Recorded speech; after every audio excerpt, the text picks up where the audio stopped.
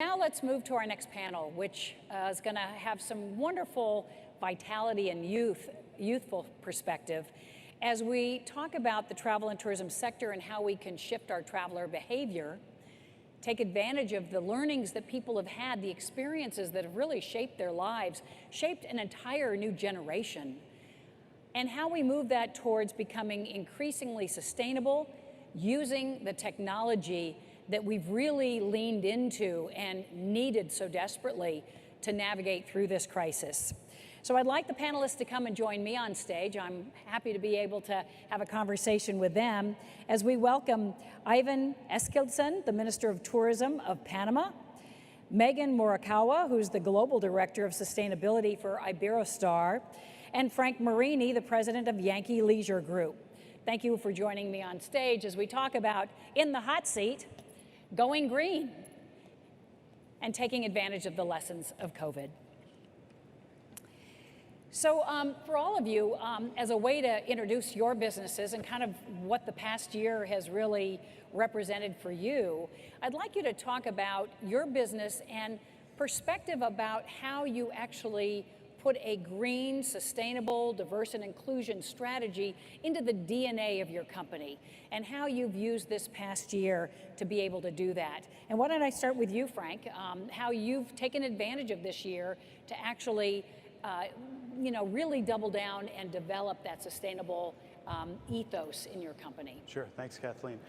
So for us, for Yankee Leisure Group, and we own and operate several rail brands as a tour operator, so we're Amtrak Vacations and Rail Bookers, so we're naturally in the sustainable space, but you still have to do more. So for us, you're really this past year looking at how we can get the word out there and push ourselves a little bit more on being sustainable, whether that's how we're communicating to our customers in a digital way, which we've always done, but also looking at introducing people to the concept of rail as everyone's planning and dreaming, knowing that rail goes to so many different places that people don't know.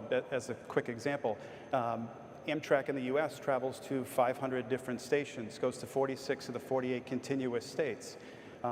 In Europe, to 20,000 different stations. So just educating and putting that out there as a sustainable way to travel when they're ready. So that's really what we focused on this past year. I've been a big fan of rail travel in Europe since the time I was in college and had my Eurail pass, traveling in Asia on high-speed rail, which was just like dazzling. But my travel in the US has always been for business travel, but this year I had the experience with my husband coming out of our second vaccine to actually take the Amtrak auto train from the DC area down to Florida, as we then got in our car and carefully navigated the state as our first baby steps out of the pandemic. Have you seen sort of more usage of Amtrak in the past year? We have. We're very lucky in the sense that as rail is an essential service, we never had a day we didn't have new bookings even last year. But what we saw last year and even this year is 90% of our travelers are new to Amtrak, have never traveled with Amtrak before, as they couldn't cruise or couldn't go to Europe, or they're looking for something to do, but also maybe travel in a sleeper car, so that private space. So we've really got a lot of eyeballs and attention to us that I don't know if we'd ever have before, so just like yourself, so thank you for traveling with us. So. Megan, let's talk about Iberostar and your sustainability work with them. As you introduce us to what the company's been doing, how did you use this year to really double down on going green as a company? Absolutely. So at Iberostar Group, we're a Spanish-based multinational luxury tourism group. And at the beginning of 2020, before any of this happened, we actually launched what we call our 5 long-term ambitions to 2030, including things like to be sending no waste to landfill across all of our operations by 2025. We removed all single-use plastics from our operations last year, to be carbon neutral across our operations by 2030, and a number of other objectives. It was an interesting time to actually announce these objectives because 3 months into their public announcement, the pandemic hit, we had to close many of our operations. I think what you're saying is a real key opportunity, that there's an opportunity to double down on those commitments, to question how much they really are a part of the DNA of every decision that you're making. And this is very much what we did at Iberostar, not only accelerating those specific objectives themselves, doing things like looking for efficiency in generation of waste, efficiency in reducing food waste, and how that could also help us to recover, but also in all of the decisions that we were making for ensuring the health and safety of our clients. We put sustainability as an equal voice on the table in our How We Care measures, ensuring that they were not only safety measures that allowed for our clients to have a safe experience, but also were good for the environment, whether it be reusable masks or cleaning products that actually had a lower impact on the environment itself. We were all there to help recommend that this is really something we need to be deciding from every single aspect of the company and putting as a priority if we're to reach goals as ambitious as the ones that I mentioned and goals as ambitious as the sector needs to be working towards in order to really go green in a recovery. Earlier this morning, we heard from Colombia and their director about what that country has been doing to take advantage of this year of dormant travel to actually really build in more sustainability, diversity, and inclusion into their strategy. As the Minister of Tourism from Panama, tell me how you used this year to really go green and set the pathway for the future. Well, first of all, we have identified that there's a huge shift worldwide in consumer behavior in general. Science has somehow driven a consensus on anthropogenic impact of climate change. The fact that we as humans are driving a good part of climate change. So that has changed people's preferences in consuming. Now they not only prefer to consume in a more sustainable manner, but now they are demanding that consumers are demanding more sustainable products. So destinations and tourism experiences that can understand this big shift will be the ones that will be successful. So what we have done in the last year, we have prepared a brand new sustainable tourism master plan. It has been recognized by UNESCO for being an innovative plan because of its focus on sustainability and conservation. And we have developed and implemented a model called Tourism, Conservation, and Research, which basically we have been working on identifying communities and within our destination that have confluence or convergence between poverty and also a huge richness and wealth of natural and cultural heritage. So recognizing that, especially millennial travelers, myself as a millennial, I can feel identified with that, not only prefer to live and experience in nature, but also help impact local communities that visit places where they can generate an impact with local communities. So with that focus and also leveraging on science, because Panama has been studied by scientists because of our biodiversity. We have had the Smithsonian Tropical Research Institute for over 100 years. So leveraging on that information, communities are preparing to offer products and experiences that cater to this new demand in the world today. And again, investments and businesses that can understand this trend, and we are working with our private sector for this, will be the ones that will be most successful. I'm looking at this panel and they're all very young, very youthful.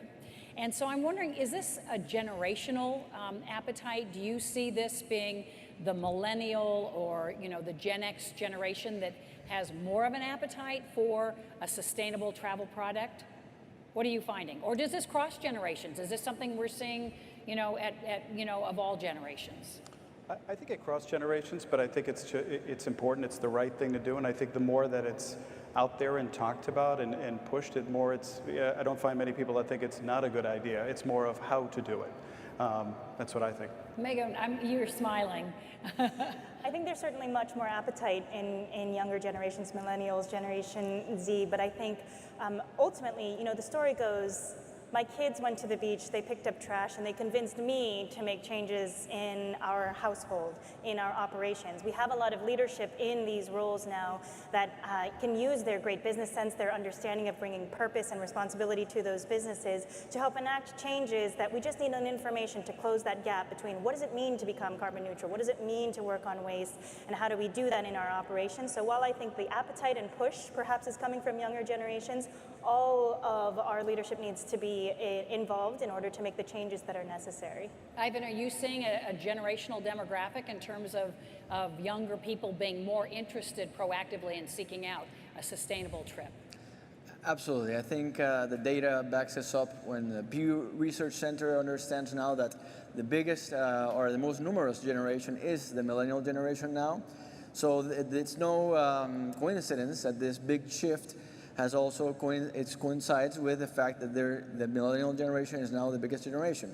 So as she mentioned also that not only kids nagging on their parents to pick up the trash or to behave more responsibly, but now millennials are actually a generation that have the power, the economic power to drive demand and also to drive tendencies, because obviously a lot of the tendencies are moved by social media. And who moves the social media if not the millennial generation? How important are, is a roadmap or standards from a group like WTTC, which is really working towards kind of what the plan should look like and what companies should aspire to? How important is that in terms of empowering you in your business to actually take those next steps?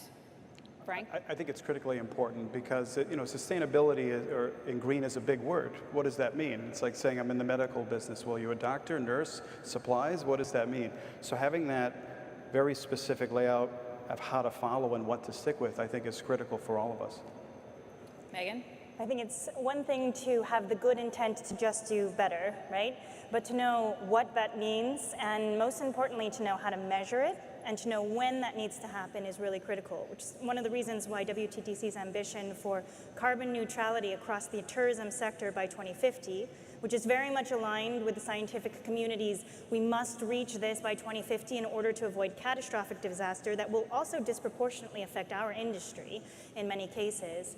You need to have how do you measure that? CO2 equivalent, net carbon, right? And what is the timescale that needs to happen? 2050 or earlier in order for that to happen. So absolutely these roadmaps are necessary to give us targets of what to measure and when to achieve them by. Ivan, are those targets important for countries in terms of setting the goals for where you want to go? Absolutely. I mean, they definitely should drive policy making for governments in general. And I think the global leaders, that is a conversation that is going on right now. How can we all help combat climate change? And from tourism, since we are a big element of the global economy, I think we can and should be leaders in this movement, and especially smaller countries such as Panama. It's easier for us to change and shift our direction, so we can now take on a bigger role in leading in the way where we can establish commitment towards more sustainable tourism experiences, and also helping from this identification of consumer demand, the so-called discerning traveler, sort of training local tourism providers that if we don't understand that this is not only the present but especially the future, you will probably subsist as a tourism business if you don't start catering more and more to these type of businesses. I'm going to ask you to help me, like we did with an earlier panel, to create a word cloud, an image cloud of stories that to you represent what going green means. Whether it's a program, it's an initiative, or it's just a great adjective. Ivan, you start, and I want everybody to just jump in and help me build that cloud. Well, if I had to think of a word or an adjective, I would say connection with nature. In the case of Panama, one of the tourism experiences we are preparing is we have 7 authentic indigenous groups, and one of the things we are now inviting tourists and discerning travelers is to come and learn from ancestral cultures that have lived for millennia with a spiritual connection to nature. Now we are discovering that is the correct connection, and the right way to live is in equilibrium with nature. So that is a tourism experience, and connection would be the word I would use. Okay, jump in. Science-based and ambitious, I think are other words I would use. Frank? Recycle. Recyclable, that's it for me. Traveling with you, whether you're bringing your water bottle with you, recyclable, that's it. More words. Circular economy, right? To go from take, make, waste to something where the concept of waste doesn't even exist in the first place. Transformation in our mindset, understanding that we need to change our behavior if we want to live in a better world. Some more. Human resources too, right? If it's going to be a part of all of your decision-making processes, you need a team that is more than, a couple of individuals who are thinking about this as 20% of their job to be able to affect change. So the human capacity within your organization. Yep. Turn the lights off. I go very basic. Turn the lights off. Turn the lights off. Each give me one more in this word cloud. One more, I would say oceans. Right now, the importance of the oceans and not only turning towards the green, but now towards the blue as well. Scientists are understanding the importance that oceans have in climate change, and we happen to have in Panama a very, very close connection to both oceans connected by the Panama Canal. Certainly, we believe so too with our wave of change commitment to the oceans. And I think a part of this too, as you're also touching on, is community focus, community based, that tourism is in destinations, and those destinations have people who depend on these resources as well. So community focused. You get the last word. Take the train. I have to throw it out there. Promote your business, that's right. I'm going to say forests, which leads me to my next question. When I was at Marriott International and we were creating our climate change strategy, we partnered with a NGO in Brazil to adopt rainforests, huge swath of rainforests, and help work with the people there to avoid logging and farming so that we were able to keep those parts of the rainforest the lungs of the planet. Interestingly, we tried to get our guests, after our initial multi-million-dollar contribution, to join us in supporting that project to offset their stay, to make it more carbon neutral by contributing to the project. We did not have success doing that. Our guests said, no, as a company you can do that, but we're not interested in an add-on to our bill. We benchmarked with Amtrak, which had a carbon offset program, which was not doing very well. We benchmarked with Virgin Atlantic, which was struggling with their carbon offset. So sometimes companies and government's goals do not necessarily align with what the consumer is willing to pay. What are your experiences about whether the consumer should lead us or we need to lead the consumer, and how we do that? Yeah. I would say on that, it's really about alignment. I think in general, everyone wants to do the right thing, but when it comes right to point of purchase, there's a decision. I think Brett Tolman earlier today talked about that. But I think what I have seen is some good examples of how you can get alignment across the board. As an example, how many of us have stayed in a hotel where if you don't need your towels washed or your room cleaned, you may get a voucher for a free drink or more points. So there's an incentive right for the end customer. Even in our own business, we are testing out purchase any of our products based on the days, you get a onboard credit, if you call it to that, but you can use that towards sustainable options on a sustainable hotel, a sustainable activity.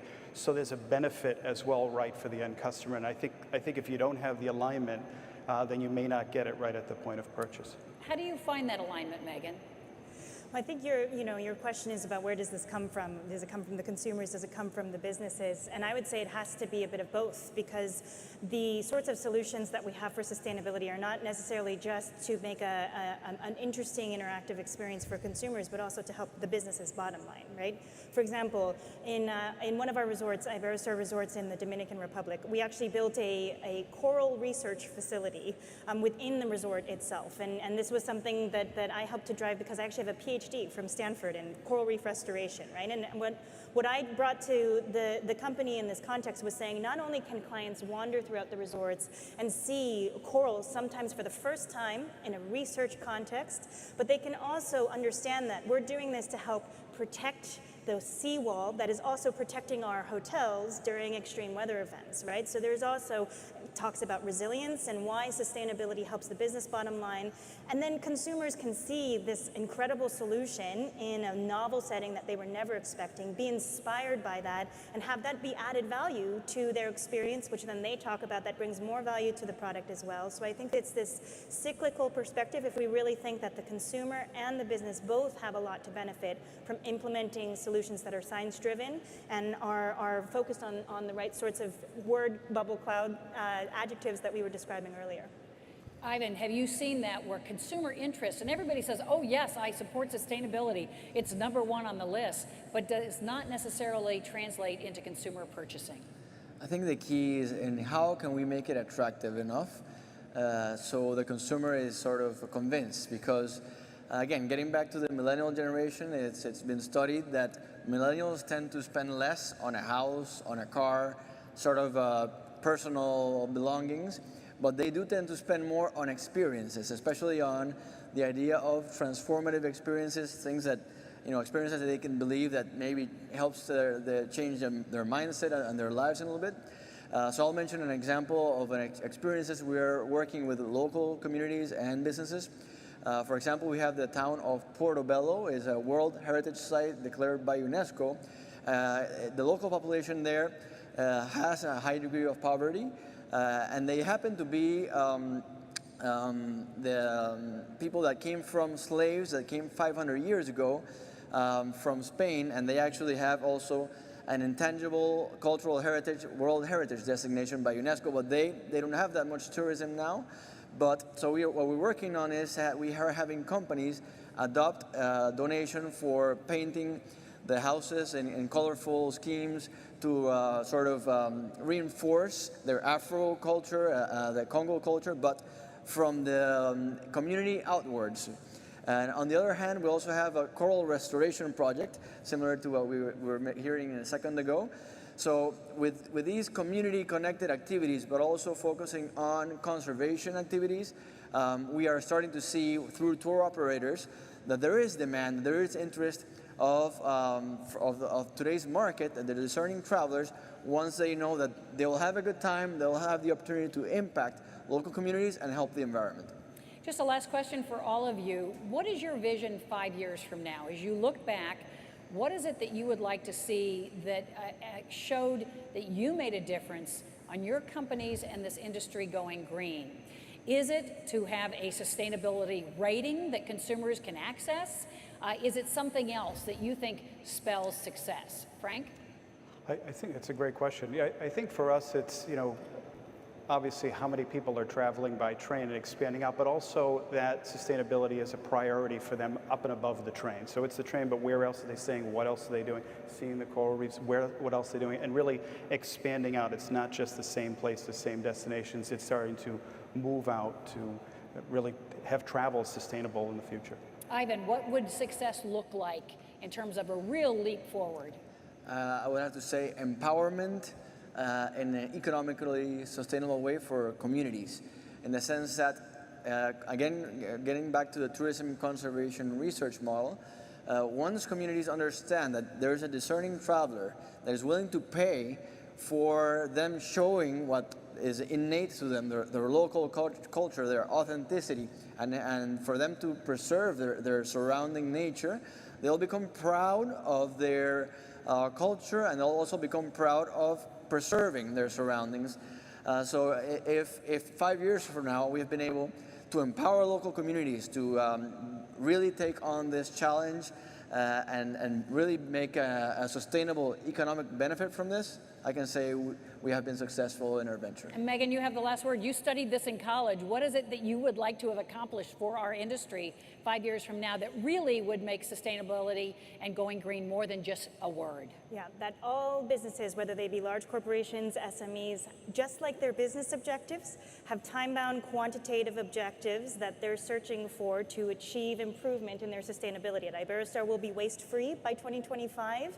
We'll have 100% responsible consumption of seafood by 2025. Those are examples with annual milestones in between to be able to achieve those goals just like we do in business. Measuring it, as you said at the very beginning. Thank you so much to this great panel.